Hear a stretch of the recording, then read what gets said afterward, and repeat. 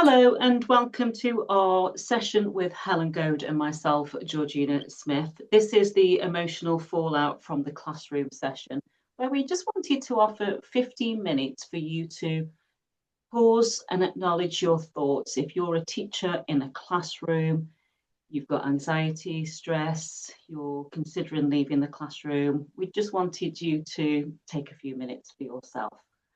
So I'm with Helen. Helen, if you'd like to introduce yourself. Thank you, Georgina, and thank you so much for inviting me along here today. So, yeah, I'm Helen. In a very simple nutshell, I rewire people's brains so they can feel the way they want to feel. And if I'm being a little bit more specific towards you guys as teachers, it might be that there's a certain class, a certain member of staff, a certain scenario or situation at work that makes you feel particularly uncomfortable. And basically, I can rewire your brain to change your emotional response to that, to make that feel a bit more comfy. So in a nutshell, that's what I do. I help people to feel the way they want to feel so that the brain is responding and reacting in a way that they want it to rather than in a way that it's learned to. Thanks, Helen. And I should introduce myself and tell you what I do a little bit as well, shouldn't I?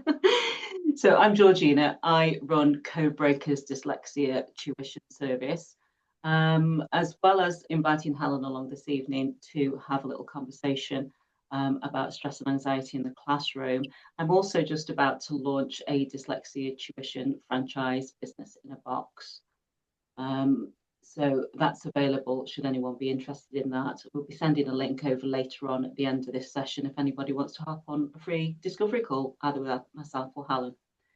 So this is going to take kind of a bit of a form of a podcast style thing, but we're kind of recording it as well, aren't we, Helen? We're just free flowing this evening, actually. But we just want to share some thoughts and conversations that we've seen and we've had conversations with teachers. So one of the first things, Helen, that I wanted to run by you was comments like, I need some coping strategies. I've promised myself I'm just going to do one more year in teaching and then I'm looking for an exit strategy. How could you help somebody that's got those sorts of feelings? I think the thing is to really be aware of what you really want and where you really want to be. And at the minute, you're probably in a space of going, I just know I don't want to be here. So if you're giving yourself a year, then you need to start thinking about that now, not a month before you do actually leave. You need to think about it now. Start to think about where you want to be, what you want to do, what you want to do with your time, how you want to feel. And as awful as it is, just come back to simplicity again, pen and paper. Start to write down anything that comes into your mind. And even if it feels a bit strange and a bit silly and a bit weird, get it out of your head and get it onto a bit of paper. Because then you can start to get the bits out of your head that you know aren't very helpful and put them to one side. And the other bits that are helpful, you can start to really think about it. But some coping strategies. It's a bit of a tough one because a lot of people talk about, oh, well, a bit of deep breathing and you've got all of these things about being present and being in the moment. And there is a lot out there for coping strategies. And you can go and have a look on things like YouTube and all that sort of a thing. But the problem is, if you're in overwhelm, and I mean big, huge overwhelm and stress and panic, then I'm going to be really honest with you and say that some of those coping strategies will not be enough. You may need some external help to help you to move forward. So I don't want to be the bearer of bad news, but sometimes the simple strategies will not be big enough or bold enough if you are really struggling at the present. And my hope is that bits and bobs will come up as we're going through here today, which will help you understand and realise that a little bit more. Yeah, some of those things just never come at that moment when you need them in the moment because we haven't trained our brains enough. And I know comments that I see teachers making that some teachers have got some significant difficulties. It's not just a little bit of anxiety. There's a lot of deep-rooted stuff that they really do need to contact a professional about. I know I need to resign. My school has such a toxic environment. This is something we're seeing so much, this word toxic related to education. It's really quite horrible, isn't it, really? But the problem is with on the outside looking in that people aren't aware of what's actually going on inside. The teachers absolutely are. They're in it every day. And we can argue, this is going to sound strange, but we can argue that your emotional brain, which is where those emotional responses are coming from, are basically seeing every day in a toxic environment the equivalent to you being on the front line in some sort of war type situation. And I know that sounds ridiculously extreme and a bit strange, but that is basically the way that that old emotional brain of yours is responding and reacting every time you put yourself into an environment that feels uncomfortable. It's going into the fight and flight mode. And you are spending a lot of your time in that. And it's not surprising that you really end up struggling. Yeah. Myself, I know I've suffered years and years of anxiety in one way or another, and that cortisol running through your veins, the long-term health impact is just concerning. Yeah. I'm applying for jobs, but I've got nothing to go to. What are my transferable skills? I know people are so worried about, they have been in education all their career for a lot of people, and they've had no changes of career. Keep it simple. I know it sounds a bit strange, but think about the things that you like doing, particularly in the work environment. Make notes of them, get them out of your head and get them written down. Because at the minute, when you're in the worry, the overwhelm, the panic, the anxiety, the stresses, the worries, all that sort of a thing, it is really difficult to access what I refer to as your logical brain. You're stuck in what I refer to as emotional old brain. And when you're stuck in emotional or brain, trying to access the logic is very difficult. So the thing is to think about this sort of a thing when or if life is a little bit more chilled, a little bit more relaxed, times when you can actually think. Because when you're trying to really think, when you're in that moment and you're going, oh, I feel terrible, I don't want to be in this world, I don't want to be in this job, I want to be out, you're in overwhelm. And trying to think of your transferable skills in those moments is going to be very difficult. Yeah, anxiety is a time when the working brain does not work very well at all. I can really vouch for that one. As we said, mental health really impacts upon physical health too. I'm pushed to the point of burnout. This is a word, burnout, we're seeing so much. I'm taking sick leave as I'm physically unwell. And there is that statistics out there that 80% of disease is caused by stress. And that's huge and that's big. So if you're stuck in a stressful environment, it's not surprising that you ended up going into burnout. And I'm not sure whether people are aware, but there is actually 5 stages of burnout. I'm not going to go through them here today, but the 5th stage is habitual burnout. And that's when you're stuck in the cycle of burnout. So you might hit burnout, end up going on sick leave to take some time off, you get yourself back on track, and then suddenly you're back on that hamster wheel and you end up going back into the burnout. And that's the habitual stage of it, which I don't think a lot of people are aware of or even talk about. And if you think about physical health, when your brain is working overtime, and again, when you're struggling with your emotions, it is absolutely working overtime. It's doing what I refer to as a mental marathon all the time, and that's zapping your energy. And when your energy is zapped, you don't have as much energy to basically be well. And I know that might sound really simplistic, but it's true that if your energy is being zapped because of work life, you're not going to have a lot of energy left to actually re-energize and heal yourself on that really simple level. Yeah.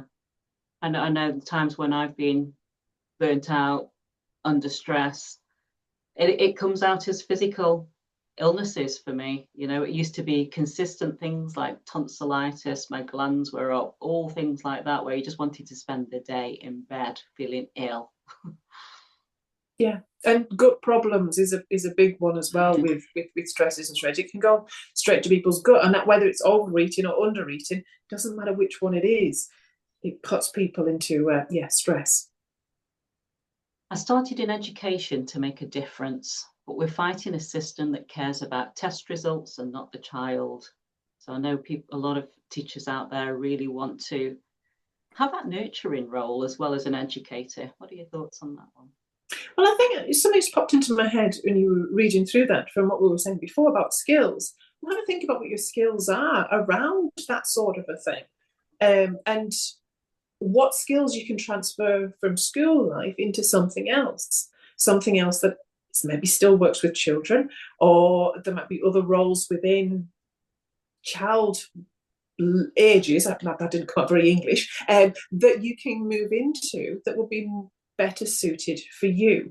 But the problem is you are, as it says there, a lot of you are fighting a system that doesn't care about you. So if you're fighting a system that doesn't care about you, then as harsh as it is, you've got to step up and care about you more, because when you're not the best version of you, that ripples out, not just in work life, but obviously in your personal life as well. And you want the people around you to have the best version of you. And if you're not able to do that and be that, then that's going to sit really uncomfortably with you. Yeah, it's not about just how you are in the classroom, is it? It's how you feel when you get home as well, and the relationships you have with your partner, your parents, your children, your grandchildren. Sort of almost being permanently on that grumpy level all the time because you just haven't got time to deal with things in a way that you want to. But I know Absolutely. I've read recently things like schools are wanting to take away the number of break times for children. I think it's all about efficiency of the working day. But, I know for a fact, being somebody who works in the world of neurodiversity, that's not good for the neurodivergent children. Certainly not good for the neurodivergent teacher either. But generally, that's going to put so much emotional stress on the classroom for everyone involved. The children are going to be having meltdowns, the teachers are going to be firefighting. It's just going to be exhausting by the end of the day for everyone involved. It's just crazy. I don't even know who's coming up with this. And the top and bottom is that everybody ends up unhappy. Hmm. And nobody is then going to ever be at their best. When it's the teachers, when it's the students, it doesn't matter. If you want to be your best version of you, you've got to be at least comfortable. Yeah. Oh, this one is what we see so often. I feel constantly exhausted, and my weekends are either preparing for next week or recovering from stress. We could probably argue it's probably actually for a majority a bit of both. Would you agree, Georgina? Trying to recover from the stress of the week, and then also trying to prepare for what's coming up. So there probably isn't much of a break in Yeah. all of this. It's probably continual stress cycle. And rather than stress maybe disappearing at the weekend, it probably reduces a bit, but never truly sort of disappears. But the exhausted, I mentioned before the mental marathons. Think about when it comes to exam times for the children, whether they're little ones, whether they're secondary, whatever they are. It's a time where, in theory, they're working harder, they're studying more, they're cramming, they're doing all that sort of a thing. And yes, they end up tired. They end up tired because our brain is working harder. And that's the same when it comes to stress, anxiety, worry, panic, all that kind of a thing. Our brain's working harder. Our brain uses, give or take, about a third of the energy that we take in. Now, if your brain is working overtime, it's using up more energy, which then uses up, I often say to people, imagine yourself like a ball of energy. And that ball of energy, you use so much of it for day-to-day bits and bobs. But when there's a drain on that energy, it's draining away, and a lot of it when there's constant stress and worry and overwhelm, that it's not surprising that you're exhausted. But the problem is we don't appreciate that the brain does mental marathons. If I asked you to do a 5-mile run around your house or wherever you are, you can understand why you'd feel tired. But because our brain is working hard, we don't give ourselves that leeway. We don't give ourselves a break. We don't have rest days like what you would if you were training for a marathon, for example. Yeah, we've just been talking, haven't we, before we came together tonight to say that we need sometimes just a total day off. Yeah. And, you know, with little prep time for teachers within the school day, or covering other people's lessons or other staff absences when they're covering other lessons in that sense as well. There's no rest, there's no downtime at all. And I No. think with those triggers as well, it's understanding actually what your triggers are when you're falling out with your partner or snapping back at the kids. You've got to recognise where it's coming from. It's not usually them. It's a piece of string. Our sorry, Georgina, but our reactions like that when we are venting and snapping at the Mm, people that we're closest to, the yeah. reason we do that is because that's a safe space to do it in, Yes. isn't That's what I it? was thinking. Yeah. Yeah, We you know it's safe. can't. We know we can fall out with people. Yeah, exactly. You don't have the ability to do that at school. You might have a friend or a colleague at school that you can vent to and rant at a little bit, but it's often not until you get home that that brain is in that safe space that can go, ooh, and that barrier comes down a little bit, and boom, the stressy Yeah. bits and bobs and the nitpicking and yeah, fallouts happen. So teachers, if you've got that child in your class that's neurodivergent and has that meltdown when they get home, it's the same for yourselves as adults. It doesn't go away. I'm worried about the financial impact of leaving, and it makes me feel stuck. So part of this feeling stuck.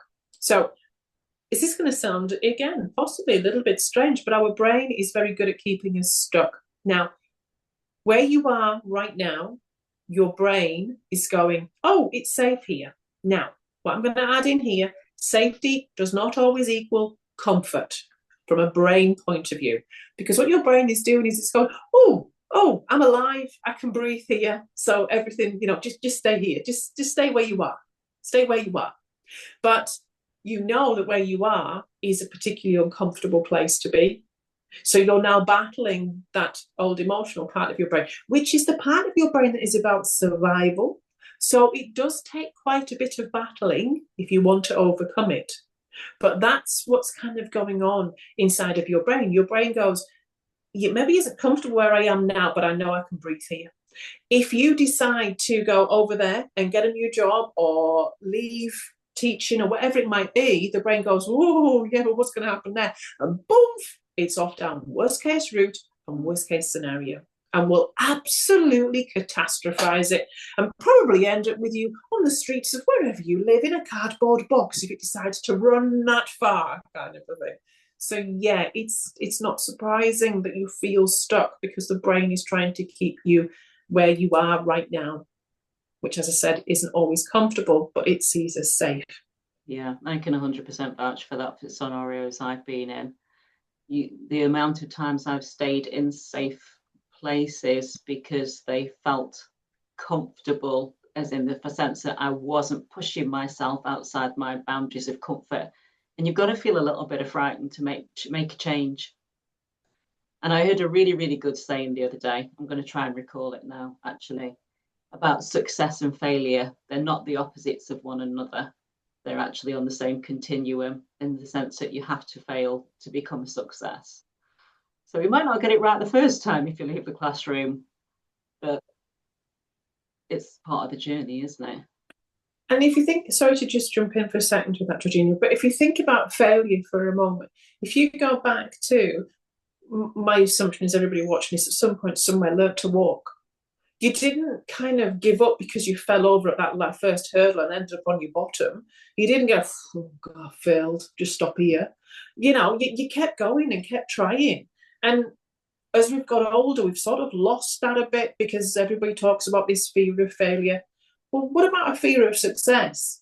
Because to be honest, that is something that can hold us back just as much as fear of failure can. So be aware of whether or not it is fear of failure or whether it's fear of success, and whether or not there's a part of your brain going, yeah, but actually, what if you do actually do a good job of whatever it is you decide? Let's say, for example, you decide to set up your own business and you do a great job. Oh my goodness me, what's your ex-work colleagues going to think of you? And sometimes there might be a little bit of that in the background that's keeping you where you are as well. Never thought of that, actually. It's a different one. Work-life balance. we all reach that age and stage in life. It doesn't matter whether you're in your 20s and you've got young children, whether in your 40s and 50s and your parents are getting older and you maybe want some time out to look after them. You've had a change in work-life balance or family balance. We've got grandchildren that, you know, you want to have part of your life and time with them. But generally, people want a different work-life balance, don't we? And that decision fatigue is a phrase we're coming across a lot lately, isn't it? As ruminating, constantly going over and over the pros and cons about whether or not to hand in a notice. And if you think about decision fatigue and going round and round and round and round and that circle of should I, shouldn't I, should I, shouldn't I, again, coming back to that ball of energy that I mentioned before, that is taking your energy. And decision fatigue as well is more in what I'm going to so call a kind of that stress response, that fight flight response, and less that logical brain that can actually think. And that's where you're stuck at the minute, is this the fight or flight response, and not in the logical brain kind of a thing. So it's a battle that goes on inside of you.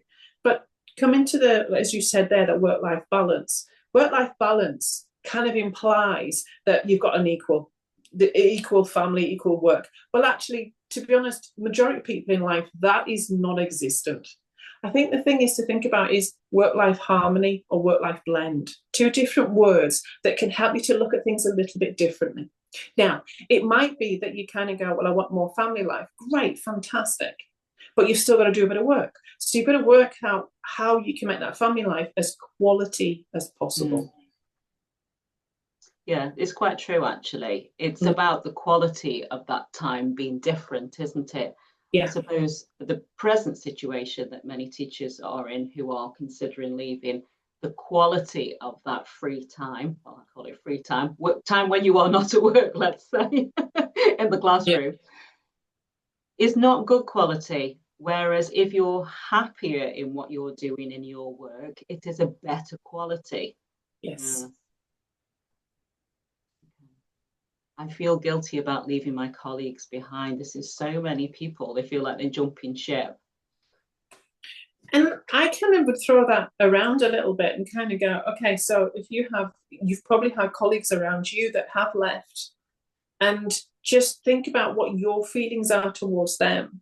It might be that you kind of actually are a little bit jealous because you're like, oh, God, I wish I could do that. But the likelihood is that 9 times out of 10, that you're not going, oh, that's a horrible person. You're not going, oh my goodness me, she's left us in the yuck, or he's left us in the yuck. You're just going, wow, I wish I could do that. And that's what people will think when you leave. And you might actually give someone else the inkling to do what you've done. Someone might follow you.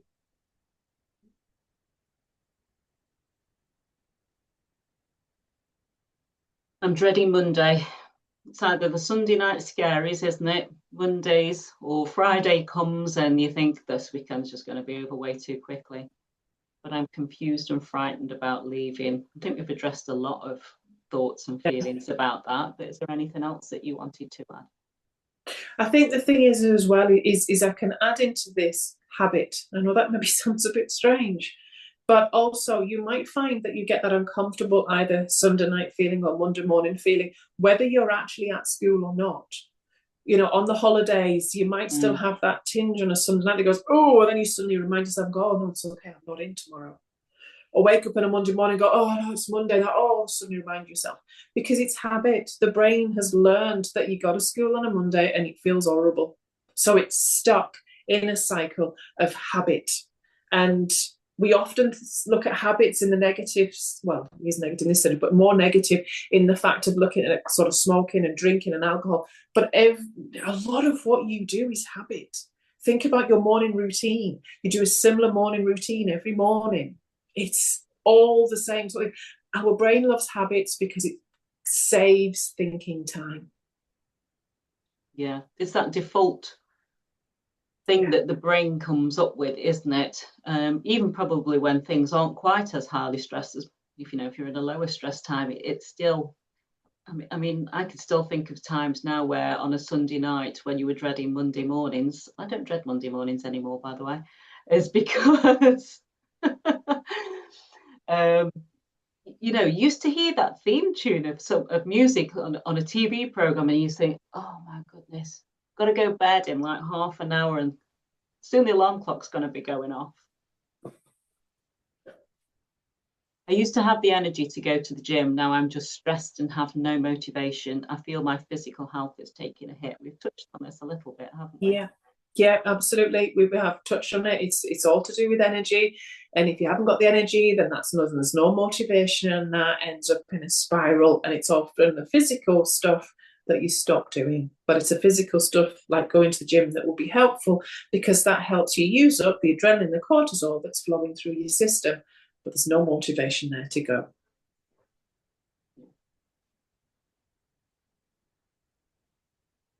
I've been in education all my life. I'm worried if I can adjust to the corporate world and being a newbie. So it's all about this change thoughts again, isn't it? It is. And it's like what you said a moment ago as well, isn't it? It's that pushing your comfort zone. You Mm. know, the only way, as harsh as it is, you're going to ever know with these sorts of things is to actually do it and to step out there. Or at the very least, to go and speak to people that you know that have maybe already done it, or go and find people that have already done it. Get their advice, get their hints, get their tips around it all. And I would imagine every one of them will say it's the best thing that they've done. Yeah, there's a lot of evidence out there in these Mm. post-teaching education groups. And I can assure that I used to write CVs at one time for people, not teachers, but other people. But you do have a lot of transferable skills. And there are specific people out there on LinkedIn that will help you with identifying those. And it's not just in your employment either, it's on other sides of life as well. It might be something that you do as a charity or, voluntary work. It's also what you can contribute to your transferable skills. I'm struggling with my mental health. I'm just having to put an act on each day. This thought of masking and covering things up. It's a real concern, isn't it? Well, we've heard about masking, haven't we, in the neurodivergent world, particularly with girls being able to mask and as awful it is, just get through the day, as harsh as that sounds. But the problem is with masking, again, that's taking more of your energy because you're being something that you're not, and you're putting that front on. And also, by masking, everybody around you is going to assume that you're okay. And then that can actually end up, I would imagine, in some situations that you end up getting more I'm going to say stuff on your plate because they see that you're doing okay. And so masking, I understand why people do it, but it can end up backfiring because you end up being, more work to do. Yeah, a busy person can always do more, can't they? Yeah. And looking like you're coping, yeah, well, let's give her an extra class to do or things like that. And I think also as well, maybe that masking, trying not to do it at home, trying to explain to your partner or your family that there are bad days and say that in a constructive way, not it, sitting down Yeah. quietly and talking about it at a time when you are not feeling traumatized, if there's a time when you're not feeling like that, but on a calmer day when you feel able to have a concise and sort of clarified conversation rather than being an emotional reaction of, well, I'm having a bad day kind of thing. That's why I'm not coping. I question if teaching is really for me. So there's a lot of people, even those who are just newly qualified, who are already beginning to question this. It's really quite sad, isn't it, really? Because they went into teaching for whatever reason they went into teaching, especially if they're newly qualified and starting to question it already. It's a bit of a sad old world that we're kind of in. But I don't know. I'm obviously not a teacher, but I don't know how much in the student world they get supported for going into the full-on teaching world, and whether or not they really are ready for it. And I would imagine that teaching is going to become, I don't mean to be harsh here, but a bit of a young person's job, just because they'll hit burnout, just like Mm. back in the 80s when you had the young ones that hit burnout at, I don't know, whatever age, 25, 30, or whatever it would be. It wouldn't surprise me if teachers end up doing that. And it's not the fact that they want to go to move careers, it's the fact that they have to, because they just can't physically deal with it because of the emotional load of it all. Yeah, yeah. I need to decompress after I've left school at the end of the day. And if you've got that ability to decompress in the car, for example, on the way home, if you've got a journey that is a few minutes or whatever it might be, to actually have that ability to decompress within the car, that is brilliant. If you can walk home, again, that might be, I don't know if that's doable, it might not, might be depending on sort of maybe what you have to carry or anything like that. But it is very helpful if you can. And I think that ripples out to other worlds as well, but definitely in the teaching world. It might be that you decompress to something like music while you're in the car driving, or listen to something that helps. You might just actually want the peace and quiet of just being in the car and just driving, something that you don't really have to think about. You're just driving from A to B that you've probably done many, many times, and having that space to just, whew, is a good idea. And if you can, keep hold of it. Yeah. The problem is, and I don't want to say that women do more than men, because it's it's not always the case at all. But what do women often do? They're picking their own kids up on the way home from school, and there's no time for themselves at all. And then by the time the children have gone to bed, there's probably a bit of prep going on for the next day, or some marking going on for the next day, or you've got to put the sandwiches up or something. I think men seem better at probably being single-minded, in the sense that they will think about one task at a time, where Yes. women are multitasking usually and thinking of everything else that's got to be done during the week, where men are like, this is what I've got in front of me to do now. And that's in no way meant to be derogatory towards men. I No, think it's just a different way that brains think. it's a different way the brains are wired. Quite Yeah. simply, quite simply, women's brains are wired differently to men. And you're right, they have a lot more of an ability to go, this is what I'm doing, this is what I need to be doing, and I can focus on that. Whereas women, this needs doing, that needs, as the saying goes, they've got 25,000 tabs open on their mental computer that all needs to be done all at once. And again, it's not a right or wrong, it's just that we're differently. Why? Yeah. So it's really important to get Mm. some time somewhere. I know there's a lot of teachers that talk about there being on plan, or they've got observations coming up, or even worse, Ofsted coming up, or there's negative communication, or they might have been on a performance review or something. And it's this rumination again, not enabling yourself to let it drop and giving yourself time away from reading these communications and emails. They're just sitting there niggling your brain at the back. What thoughts and ideas have you got around that one?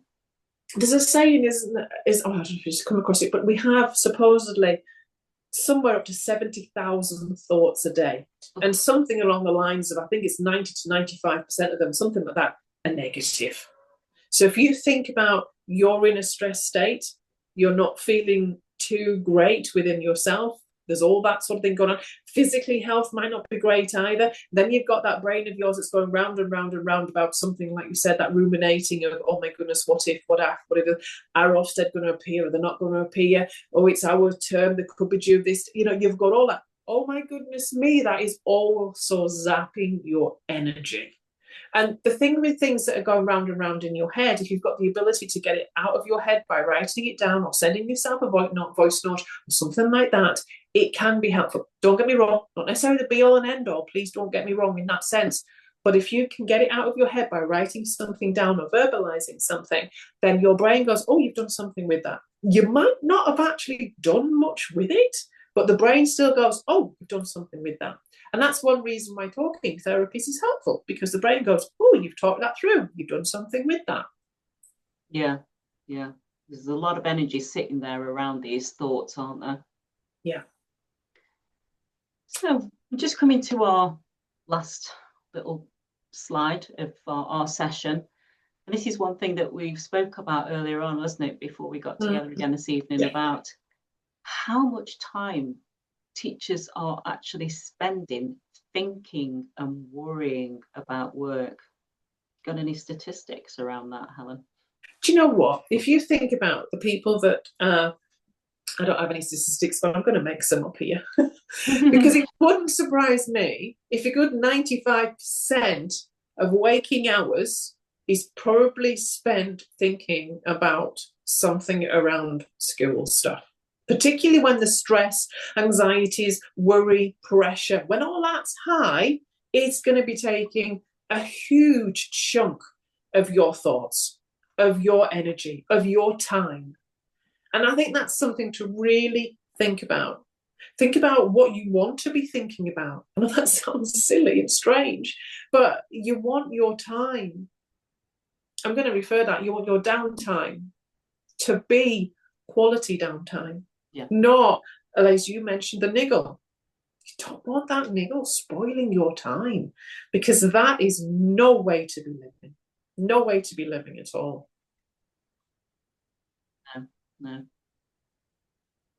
no. So if those thoughts, conversations have resonated with you, Helen's not simply a coach. In fact, she's more than a coach, and she probably doesn't even describe herself as a coach and a talking therapist. Remind me again of the acronym of the therapy that you use again. The therapy I use is called BWRT, and it stands for Brain Working Recursive Therapy. And in a very simple nutshell, it takes a negative emotional response to something, it kicks it out and puts something in there that feels more comfortable. And I often explain on a very simplistic level around a fear of spiders. Oh, I got a spider, all that yuck.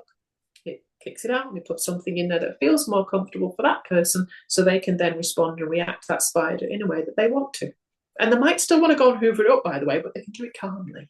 But that's what I do. Retrain, rewire your brain to get it responding and reacting how you want it to, rather than A, how it's learned to, and B, how it's got into that habit of that cycle of overthinking, over worrying, the Monday morning blues or the Sunday night terrors, whatever you want to call them. Yeah, I can speak firsthand. I've had sessions with Helen, and she has changed the way I respond to things. Like you say, it doesn't mean to say that you are not going to be an anxious person or an anxious thought, but it's what you do with the energy around that that is completely different. And, it's not weeks and weeks of sessions, is it? It's literally extremely quick type things. Yeah. So Helen's offering a free discovery call. That's on the email that is being sent out to you after this session.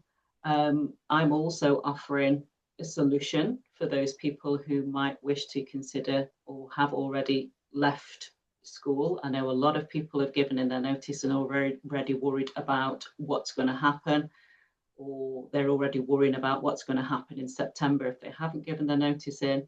So I'm starting a franchise for people who are interested in becoming dyslexia specialist tutors. And again, I'm offering a discovery call around that. No pressure. I don't do sales. It's just a discovery and explore what it is that I do and whether it might be a good fit for you. So just leaves me to say thank you, Helen, for sharing your knowledge and experience. It's been lovely chatting. And hopefully we'll see you again soon. Thank you very much for having me. Take care, everybody.